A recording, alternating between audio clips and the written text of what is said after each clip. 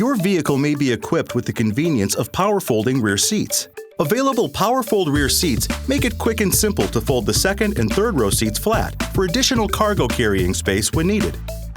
To fold the left, middle, or right side of the standard second row 40-20-40 split bench seats from the rear cargo area, press and release the desired seat control switch located on the lower left side panel to lower it. If equipped with available captain's chairs, follow the same step to fold either side, or press this button to fold both sides down at the same time. To return them to the upright position, you'll need to manually lift the seat back and headrest back into place. You'll know they're locked into position when you hear a click. To lower either the left or right side of the 60-40 split bench third row seats, press down and let go on the desired seat. To lower both seats at the same time, press and release the middle switch button here, and both third row seats will lower simultaneously.